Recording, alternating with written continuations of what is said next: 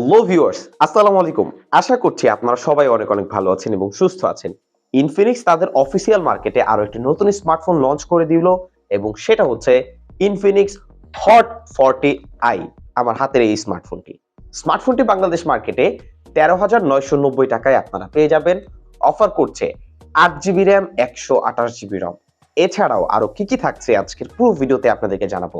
স্মার্টফোনটি সম্পর্কে যারা একটা অথেন্টিক রিভিউ দেখতে যাচ্ছেন তারা শুরু থেকে শেষ পর্যন্ত আমাদের সাথেই থাকবেন এবং এই ভিডিওতে লাইক করতে একদমই ভুলবেন না এবং চ্যানেলটি সাবস্ক্রাইব করতে একদমই ভুলবেন না।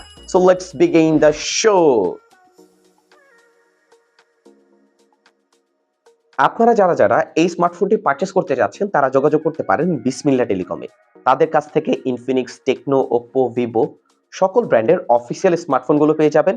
ভিডিও ডেসক্রিপশন বক্সে তাদের সম্পর্কে সকল তথ্য দেওয়া রয়েছে।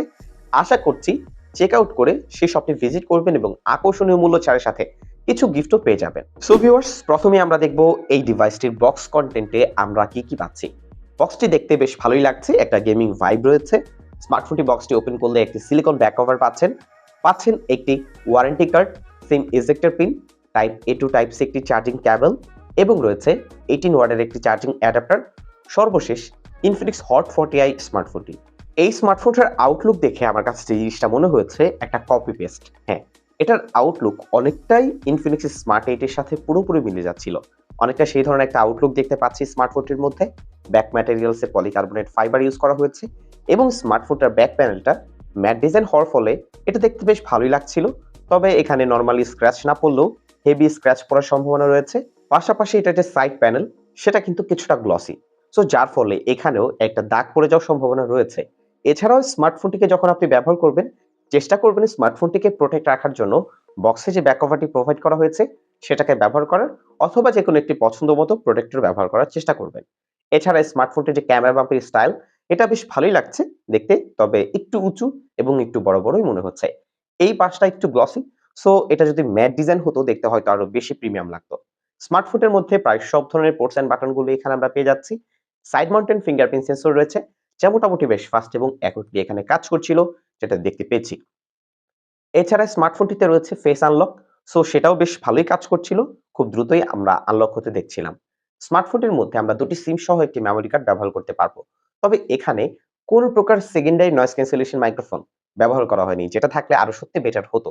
এবং সাউন্ড কোয়ালিটি কথা বলতে গেলে সিঙ্গেল বটম ফারিং স্পিকার ব্যবহার করা হয়েছে, যার লাউডনেস এবং ক্রিস্পিনেস আমার কাছে এতটা বেটার মনে হয়নি।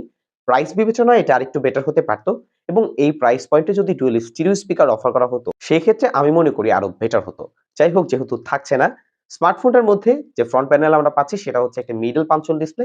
সো সবকিছু মিলিয়ে প্রাইস বিবেচনায় এটার আউটলুক আমার কাছে ভালো লেগেছে এবং অনেকের কাছে বিষয়টা ভালো লাগবে বলে আমি ধারণা করছি।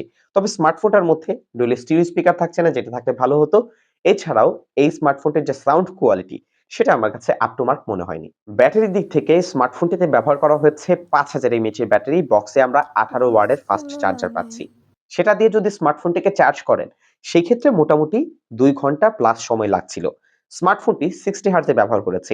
নরমালি যদি 60 হার্টজ এ ব্যবহার করেন এবং মিডিয়াম ব্রাইটনেস এ ব্যবহার করেন, এই স্মার্টফোনটি প্রায় 1.5 দিনের কাছাকাছি একটা ব্যাটারি ব্যাকআপ দিতে পারবে একদম নরমাল ইউজে। তবে যদি একটু হেভি ইউজ করেন, 90 হার্টজ ইউজ করেন, সোশ্যাল মিডিয়াতে একটু বেশি সময় আপনি পাস করেন এই স্মার্টফোনটি দিয়ে, সেই ক্ষেত্রে একদিন পার করতে পারবে স্মার্টফোনটির ব্যাটারি ব্যাকআপ। এবং স্মার্টফোনটির মধ্যে আমরা যে গেমিং খেলে দেখেছি সেই ক্ষেত্রে স্মার্টফোনটি 4.5 থেকে 5 ঘন্টার একটা স্ক্রিন অন টাইম দিতে পেরেছে। সো সবকিছু মিলিয়ে বাজেট বিবেচনায় যে চার্জার প্রোভাইড করা হয়েছে এবং যে ব্যাটারি ব্যাকআপ আমরা পেয়েছি সেটা আমার কাছে ঠিকঠাকই মনে হয়েছে এই প্রাইস পয়েন্টে। ডিসপ্লেতে ব্যবহার করা হয়েছে 6.56 ইঞ্চির আইপিএস এইচডি প্লাস রেজুলেশনের ডিসপ্লে। এখানে 90 হার্টজ রিফ্রেশ রেট রয়েছে। রেজুলেশন পাচ্ছি 720 ইনটু 1612 পিক্সেল, যার পিপিআই থাকছে 269 এবং এখানে 480 নিটস পিক ব্রাইটনেস ব্যবহার করা হয়েছে। এই প্রাইস পয়েন্টে মিডল পাঞ্চল ডিসপ্লে বিষয়টা ঠিকঠাকই লেগেছে। তবে স্মার্টফোনটির মধ্যে যে নিট ব্রাইটনেস আমরা পাচ্ছি, স্মার্টফোনটি ইনডোর এবং শ্যাডো এরিয়াতে মোটামুটি ভালোভাবেই ব্যবহার করা যাচ্ছিল। তবে ডিরেক্ট সানলাইটে যদি আপনি স্মার্টফোনটি ব্যবহার করতে যান সেই ক্ষেত্রে আপনাকে বেশ কিছুটা প্যারা পোহাতে হবে। স্মার্টফোনটি ডিরেক্ট সানলাইটে এটা ব্রাইটনেস প্রচুর কমে যাচ্ছিল, যেটা আরেকটু বেটার হলে হয়তো ভালো হতো। তবে এই প্রাইস পয়েন্টে যদি full HD plus display offer করা হতো সেটা আরো বেশি বেটার হতো কেন এই কথাটা বলছি পুরো ভিডিও দেখলে আপনারা জানতে পারবেন। যারা এখন পর্যন্ত ভিডিওতে লাইক করেননি, এখনই ভিডিওতে লাইক করে দিন, কমেন্ট করুন এবং চ্যানেলটি সাবস্ক্রাইব না করে থাকলে অবশ্যই চ্যানেলটি সাবস্ক্রাইব করতে একদমই ভুলবেন না। পারফরম্যান্স এর কথা বলতে গেলে স্মার্টফোনটি আমরা 8GB 128GB RAM এবং ROM ভেরিয়েন্টে পাচ্ছি। স্মার্টফোনটির প্রসেসরে ব্যবহার করা হয়েছে Infinix Tiger T606 যা 12 ন্যানোমিটার আর্কিটেকচারে বিল্ড করা একটি সিপিইউ। স্মার্টফোনটি সরাসরি Android 13 এ রয়েছে। এছাড়াও XOS UI 13 রয়েছে। এছাড়া স্মার্টফোনটির মধ্যে যে RAM, ROM প্রসেসর আমরা পাচ্ছি, যদি প্রাইস পয়েন্ট অনুযায়ী বিবেচনা করতে যাই সেই ক্ষেত্রে 8GB RAM 128GB ROM যেটা আমার কাছে ঠিকঠাকই লেগেছে। তবে এই স্মার্টফোনটার যে প্রসেসর 14,000 টাকা প্রাইস পয়েন্টে অনেকটাই পিছিয়ে থাকবে অন্যান্য স্মার্টফোনের সাথে। কেননা এই প্রাইস পয়েন্টে যদি আমরা Oppo এবং Vivo র দিকে তাকাই, তারা কিন্তু অলরেডি MediaTek এর Helio Z85 প্রসেসর ব্যবহার করছে। সো সেখানে স্মার্টফোনটি অনেকাংশেই পিছিয়ে রয়েছে। যদি এই স্মার্টফোনটির মধ্যে 8GB RAM ব্যবহার না করে 6GB RAM ব্যবহার করা হতো এবং প্রসেসর MediaTek এর Helio Z85 হতো, সেক্ষেত্রে I hope আরো বেটার এক্সপেরিয়েন্স আমরা এই স্মার্টফোনটি থেকে পেয়ে যেতাম। স্মার্টফোনটির মাল্টিটাস্কিং এক্সপেরিয়েন্স আমার কাছে মোটামুটি ঠিকঠাক লেগেছে। ৫ থেকে ৬টি অ্যাপ একসাথে সুইচ করে ব্যবহার করা যাচ্ছিল। কোনো সমস্যা ছিল না। স্মার্টফোনটার অ্যাপ ওপেনিং টাইম আমার কাছে একটু স্লো মনে হয়েছে। এটা আরেকটু ফাস্ট হলে আরো বেটার হতো। এছাড়া স্মার্টফোনটির মধ্যে টুকটাক আমরা নেট ব্রাউজ করেছি, সোশ্যাল মিডিয়ার অ্যাপগুলো ব্যবহার করে দেখেছি। সেক্ষেত্রে ওয়াইফাই এর ক্ষেত্রে মোটামুটি কাছাকাছি ভালো একটা রেঞ্জ প্রোভাইড করতে পারছিল। তবে ডিসট্যান্স বেড়ে গেলে সেক্ষেত্রে ওয়াইফাই স্পিড বেশ কিছুটা স্লো হয়ে যায় অন্যান্য স্মার্টফোনের তুলনায়। এছাড়া স্মার্টফোনটির মধ্যে আমরা গেম খেলেও ট্রাই করে দেখেছি। তবে আপনারা যখন এই স্মার্টফোনটি দিয়ে গেম খেলবেন চেষ্টা করবেন অফলাইন যে গেমগুলো রয়েছে সেগুলোকে খেলার, পাশাপাশি 2D, 3D গেমগুলোকে খেলার। সেক্ষেত্রে এটার এক্সপেরিয়েন্স ঠিকঠাক থাকবে। তবে PUBG লাইট, Free Fire হ্যাঁ, এই ধরনের গেমগুলো স্মার্টফোনটিতে ইনস্টল করতে পারবেন। খেলতেও পারবেন তবে মাঝে কিছুটা ল্যাগ করবে, ফ্রেম ড্রপ থাকবে। এইজন্যই বলছি স্মার্টফোনটি মোটেই একটা গেমিং স্মার্টফোন নয়। তবে স্মার্টফোনটির মধ্যে আমরা ই-ফুটবল গেমটাও খেলে দেখেছি। সেক্ষেত্রে হাই গ্রাফিক্স এ 60 FPS এ মোটামুটি ঠিকঠাক একটা পারফরম্যান্স দিতে পারছিল বাজেট বিবেচনায়।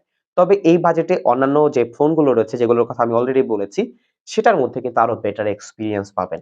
সো বলতেই পারছি প্রাইস পয়েন্ট অনুযায়ী স্মার্টফোনটার RAM ROM ঠিকঠাক থাকলেও প্রসেসরটা আমার কাছে একদমই পারফেক্ট মনে হয়নি। এটা আরেকটু বেটার হলে আরো ভালো হতো। ক্যামেরার ক্ষেত্রে Infinix HOT 40i কিন্তু একটা বিষয় প্রচুরভাবে হাইলাইট করেছে এবং সেটা হচ্ছে এই স্মার্টফোনটিতে রয়েছে 32 মেগাপিক্সেলের front selfie camera. Front selfie ক্যামেরার সাথে রিয়ার প্যানেলে আমরা ডুয়াল ক্যামেরা পাচ্ছি। Main camera 50 megapixel. স্মার্টফোনটির ফ্রন্ট সেলফি ক্যামেরার কথা বলতে গেলে এটার আউটপুট আমার কাছে আপ টু মার্ক মনে হয়নি। 32 মেগাপিক্সেলের মতো রেজাল্ট কিন্তু একদমই করছিল না। স্মার্টফোনটি দিয়ে আমরা ইনডোরে বেশ কিছু ছবি তুলেছি। লো লাইটে ছবিগুলো প্রচুর সফট করে দিচ্ছিল। তবে ভালো আলোতে মোটামুটি ডিটেইল ধরে রাখতে পারছিল। আউটডোরের ডিটেইল কোয়ালিটি মোটামুটি ঠিকঠাক আছে। ডায়নামিক রেঞ্জ একদমই পারফেক্ট মনে হয়নি বাজেট বিবেচনায়। এছাড়া এই স্মার্টফোনটার যে ফ্রন্ট ক্যামেরার ডিটেইল কোয়ালিটি সেটা মোটামুটি ঠিকঠাক আছে আউটডোরে বা ডাইরেক্ট সানলাইটে। তবে স্মার্টফোনটি আরেকটু বেটার হতে পারত যেহেতু এখানে 32 মেগাপিক্সেলের একটি ক্যামেরা অফার করা হয়েছে। স্মার্টফোনটার যে রিয়ার ক্যামেরা সেটা দিয়ে মোটামুটি একটা ঠিকঠাক ছবি পাচ্ছিলাম আউটডোরে বা ভালো আলোতে। তবে আলো কমে গেলে ছবিগুলো প্রচুর সফট করে দিবে, নয়েজের পরিমাণ বেড়ে যাবে। এটা খুবই স্বাভাবিক। আউটডোরে এটা ডিটেইল কোয়ালিটি ঠিকঠাক ধরে রাখতে পারছিল এবং কালার স্যাচুরেশনও মোটামুটি পাঞ্চি মনে হয়েছে। সো যারা একটু বুস্টেড টাইপের পিকচার পছন্দ করে থাকেন বা সোশ্যাল মিডিয়া রেডি পিকচার পছন্দ করে থাকেন তাদের কাছে বিষয়টা ভালো লাগবে। ডায়নামিক রেঞ্জ একদমই এভারেজ, আরেকটু বেটার হতে পারত। এজ ডিটেকশন মোটামুটি কাজ চালিয়ে নেওয়ার মতো। আসলে প্রাইস পয়েন্টে যে বিষয়টা আমরা দেখতে পাই, ক্যামেরা এতটা বেটার হয় না 14,000 টাকা প্রাইস পয়েন্টে, বাট মোটামুটি কাজ চালিয়ে নিতে পারে। সেক্ষেত্রে এই স্মার্টফোনটি কাজ চালিয়ে নিতে পারছিল। তবে অনেকের কাছে একটি বিষয় মনে হতে পারে স্মার্টফোনটির ফ্রন্ট ক্যামেরা 32 মেগাপিক্সেল হয়তো অনেকটা বেটার রেজাল্ট দিতে পারবে। আসলে না, এটার মধ্যে এতটা বেটার রেজাল্ট আমরা পাইনি। সো এতটা এক্সপেকটেশনও আপনারা রাখবেন না। ভিউয়ার্স, 14,000 টাকা প্রাইস পয়েন্টে এসে Infinix HOT 40 স্মার্টফোনটি আমাদেরকে ওভারঅল যে এক্সপেরিয়েন্স দিয়েছে, আমি স্মার্টফোনটি ২ দিন ব্যবহার করেছি যে এক্সপেরিয়েন্স আমি পেয়েছি, সেটাই আপনাদের সাথে শেয়ার করেছি। আশা করছি এই অথেন্টিক রিভিউ এই স্মার্টফোনটি পারচেজ করার ক্ষেত্রে আপনাকে অনেক বেশি হেল্প করতে পারে। সো যদি হেল্প করে থাকে ভিডিওতে লাইক করবেন। স্মার্টফোনের বেশ কিছু ভালো এবং খারাপ দিক আমরা পেয়েছি যেটা অলরেডি বলেছি। তারপর আপনাদের উদ্দেশ্যে আবারও শেয়ার করে দিচ্ছি। যেমন স্মার্টফোনের ভালো দিকগুলোর মধ্যে স্মার্টফোনটার ডিজাইন আমার কাছে ভালো লেগেছে। এই স্মার্টফোনটিতে সাইড মাউন্টেড ফিঙ্গারপ্রিন্ট সেন্সর পাচ্ছি। পোর্টস অ্যান্ড বাটনের সবকিছু থাকলেও সেকেন্ডারি নয়েজ ক্যান্সেলেশন মাইক্রোফোন থাকা দরকার ছিল। এছাড়া স্মার্টফোনটা যে স্পিকার সেখানে ডুয়াল স্টিরিও স্পিকার হলে আরো বেটার হতো। এছাড়াও এটার যে সিঙ্গেল স্পিকার সেটা লাউডনেসও আমার কাছে এতটা পারফেক্ট মনে হয়নি। যেটা আরেকটু বেটার হতে পারত। স্মার্টফোনটির ফ্রন্ট প্যানেলে আমরা ডিসপ্লে দেখতে পাচ্ছি মিডল কনসোল ডিসপ্লে।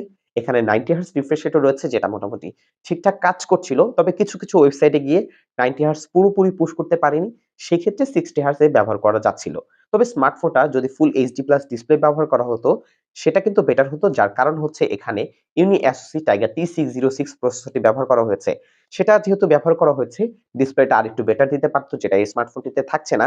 যেহেতু এই ডিসপ্লেটা আমরা পাচ্ছি, এটার এগেইনস্ট এ যদি এখানে প্রসেসরটা আরেকটু বেটার হতো যেমন G85 হতো, সেক্ষেত্রে আমি মনে করি আরো বেটার হতো। যেটা এই স্মার্টফোনটির মধ্যে আমরা দেখতে পাচ্ছি না। সো এই সকল ল্যাকিংস পয়েন্টও কিন্তু স্মার্টফোনটার মধ্যে রয়েছে। আপনারা যখন স্মার্টফোনটি পারচেজ করবেন, সবকিছু জেনে বুঝে স্মার্টফোনটি পারচেজ করার ট্রাই করবেন এবং আরো একটি বিষয় আমি বলে দিচ্ছি, সেটা হচ্ছে স্মার্টফোনটি যখন ব্যবহার করেছি, সেই ক্ষেত্রে মাঝে কিছুটা ল্যাগ, ফ্রেম ড্রপ কিন্তু দেখতে পেয়েছি। এই স্মার্টফোনটির ইউআই তেও কিছুটা বাগ কিন্তু ফেস করেছি।